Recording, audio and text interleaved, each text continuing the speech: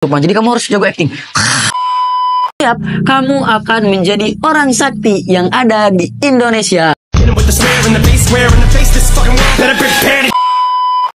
Hai Sobat Ambis, kembali lagi di segmen yang paling kalian tunggu-tunggu, yaitu berapa harga outfit lo. Nah, tapi pada kali ini saya itu tidak akan ngomongin soal outfit, ya. Pada video kali ini saya akan melanjutkan video yang kemarin yang telah saya buat, yaitu kesurupan itu cuma ada 4. Oke, nah sekarang cara mengatasi kesurupannya juga cuma ada 4. Dan ini adalah hal yang paling aneh, yang paling nyeleneh yang mungkin kamu pernah dengar, guys. Jadi sebenarnya 4 hal ini sering dipraktekin oleh praktisi-praktisi hipnosis dan juga para mentalism di luar sana. Tapi guys, hal yang perlu kamu siap-siapkan terlebih dahulu yaitu mental kamu. Karena ketika kamu nanti saya beri pemahaman, kamu akan dianggap sakti oleh orang-orang.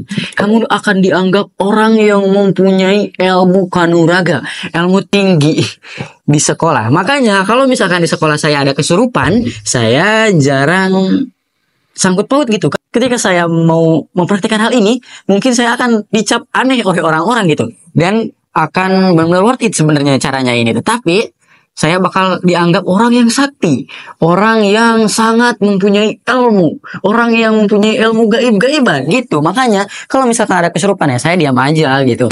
So intinya kalian saksikan saja video kali ini dan siap-siap kamu akan menjadi orang sakti yang ada di Indonesia. Nah, untuk hal yang pertama ini agak aneh juga, tapi ini gak terlalu aneh dibanding nanti penjelasan yang nomor selanjutnya, yaitu cara menangani kesurupan itu dengan cara diam aja. Kamu jangan memperhatikan orang yang kesurupan, bukan jangan memperhatikan, tapi jangan sampai ketika ada orang kesurupan kalian itu malah mengkerumun dia malah makin jadi-jadi. Karena kesurupan itu sebenarnya ini yang histeria atau abreaksi ya. Ketika ada orang lain yang teriak-teriak, nangis-nangis, ketawa-ketawa, nah ini adalah abreaksi. Jadi kalau misalkan kalian belum tahu, tonton dulu video saya yang menjelaskan apa itu kesurupan dan macam-macam dari kesurupan yang ada di Indonesia. Nah, kalian tinggal diam aja, biarin aja dia. Karena itu adalah suatu cara dia untuk membludakan apa masalah-masalah yang dia pendam gitu. Makanya dia teriak-teriak. Jadi ketika ada orang yang teriak-teriak, kesurupan kejang-kejang di lapangan, harusnya dibiarin aja. Tetapi di kita mah tidak akan mungkin dibiarin. Karena ya guru-guru pasti mengambilnya karena takutnya kenapa-napa. Karena orang-orang menganggap itu karena jin dan setan gitu. Nah sebenarnya di sekolah kita masalah. Ketika ada yang kesurupan malah dikerumunin, malah semuanya datang ke situ. Otomatis itu orang semakin menjadi-jadi. Contohnya ketika anak kecil dia itu jatuh misalkan. Ketika ada orang tuanya atau ada orang-orang di situ, dia malah makin nangis. Nah ketika tidak ada siapapun, saya membuktikan tadi ada anak kecil. Ketika dia jatuh sendiri, dia nangis sebentar dan langsung biasa aja lagi.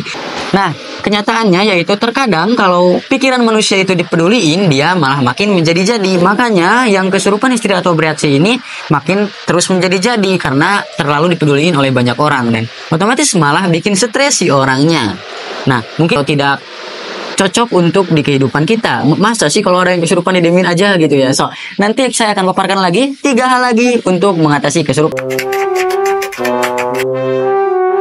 Nah, untuk cara yang kedua, yaitu cara mengatasi kesurupan yang paling nyeleneh kalau menurut saya, yaitu dengan cara memainkan orang yang kesurupan.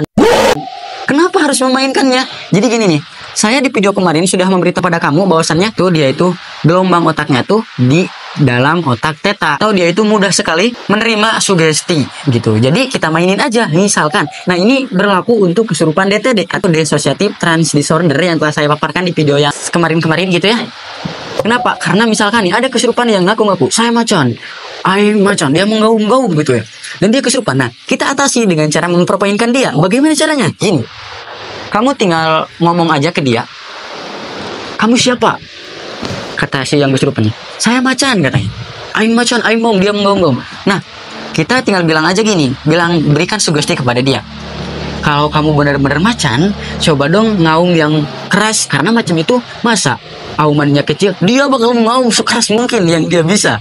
Terus kamu beri sugesti lagi. Nih, lihat ke sini, lihat tatap mata saya. Kata kamu teh, kalau kamu benar-benar macan, saya pengen ngelihat dong gimana kalau macan itu lagi lari. Coba dong macan itu harus lari, dia bakal lari seperti macan karena mudah sekali menerima sugesti karena otaknya dia gelombang theta gitu.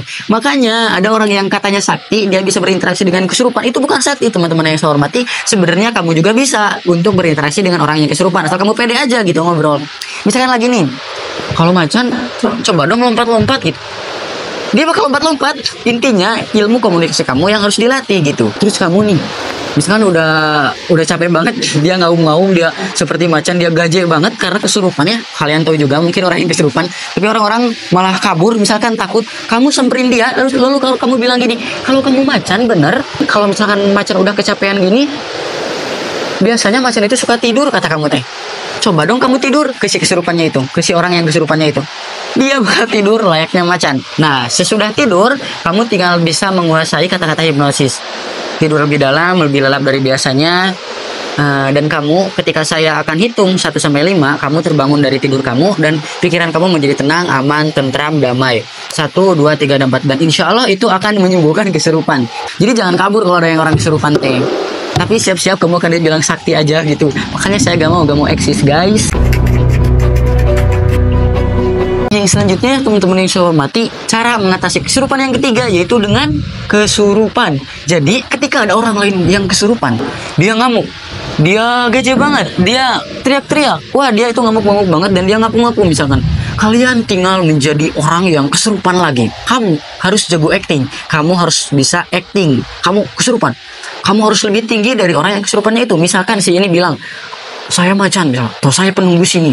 Oke, kamu akan kesurupan lagi. Kamu kesurupan, jadi kamu harus jago acting. Misalkan ya, siapa kamu misalkan ke orang yang kesurupannya teh? Saya adalah orang yang paling berkuasa di sini. Saya adalah setan paling berkuasa di sini. Kamu tunjuk orangnya. Keluar kamu keluar gitu. Kata kamu deh sambil kamu marah-marah. Nah, ketika kamu jago acting, dia bakal sadar. Dia bakal sadar karena dia takut. Oke, karena dia merasa saya kesurupan juga. Tapi kamu harus jago acting kalau hal ini ya. Kamu harus menggaung. Saya adalah orang paling kuat di sini. Siapa kamu? Kamu tidak berhak memasuki tubuh si ini misalkan. Keluar kamu keluar. Kamu kasar kepada orang yang kesurupan ini. Dia bakal keluar. Oke, karena dia takut gitu. Nah, itu yang keempat, itu yang ketiga, yang mana kamu harus jago acting. Waduh, parah banget. Kita udah ke chapter 4 aja. Kalau misalkan ngomongin chapter 4, yaitu dengan cara kalian memberikan ancaman kepada orang yang kesurupan. Ini tidak terlalu eksis juga. Kamu tinggal dekati orang yang kesurupan, terus kamu bisik-bisikin ke dalam telinganya. Kamu berikan ancaman. Ketika si orang yang kesurupannya cewek, kamu bilang gini, ketika kamu tidak sadar, nanti saya akan buka baju kamu, dan saya akan videoin kamu, dan saya akan sebarin video kamu lagi telanjang. Dia bakalan kaget. Kalau kamu tidak sadar sekarang, saya akan videoin anggota tubuh kamu buka baju. Oke, anggota tubuh kamu yang telanjang misalkan.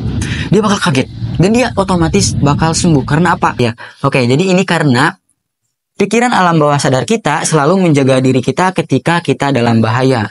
Oleh karena itu, kalau misalkan kamu berikan sugesti ancaman kepada orang yang kesurupan, dia akan nurutin apa kehendak kamu.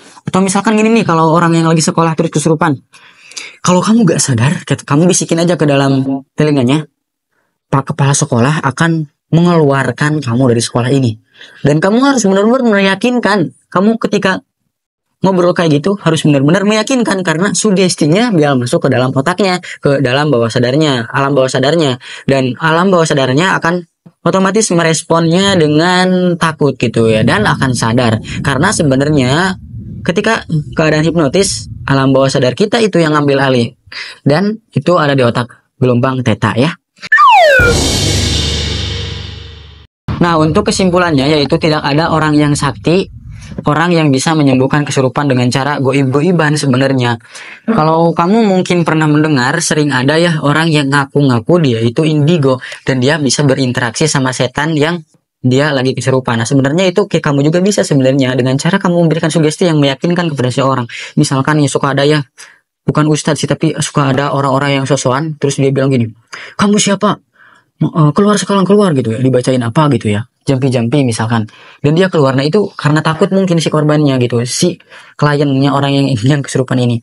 Nah, terus mungkin kalian ini pasti bertanya-tanya, kenapa orang yang kesurupan dibacain Al-Quran itu bisa sembuh. Nah, sebenarnya untuk menangani kesurupan yang karena jin beneran, karena saya udah mengklaim juga ada kesurupan karena jin beneran. Kalian bisa tonton kalau belum tahu ya di video yang mungkin telah saya buat ya waktu kemarin-kemarin. Nah, ketika ada orang yang kesurupan beneran, ya itu harus dibacain Al-Quran, ayat-ayat Al-Quran. Dan sebenarnya kesurupan histeria, DTD, dissociative trance disorder juga bisa disembuhkan oleh Al-Quran. Karena apa? Karena keyakinan orang yang kesurupannya itu, dia meyakini bahwasanya Al-Quran itu bikin tenang, bikin damai, dan bikin tentram gitu ya. Nah, ketika dibacain Al-Quran oleh Ustadz atau dirukiyahin, otomatis dia akan tenang, damai, dan tentram. Dia bakal teriak-teriak kepanasan karena dia meyakini ketika setan dibacain Al-Quran dia kepanasan ya guys ya. So itulah yang mungkin telah saya ketahui guys. Ini adalah suatu pemahaman yang diberikan oleh Allah Subhanahu Wa Taala yang mungkin saya harus share lagi kepada teman-teman semuanya, karena saya merasa saya punya ilmu dan saya tidak kemana-mana ilmu saya pengen bermanfaat gitu ya. Saya pengen menyadarkan kepada seluruh dunia bahwasanya ya kayak gitu ya hal faktanya. Jadi kalau menurut saya ini adalah suatu channel YouTube yang berisikan diskusi saja. Saya bukan menggurui dan saya bukan menasehati, enggak, ini kan cuma kita ya sharing-sharing aja gitu.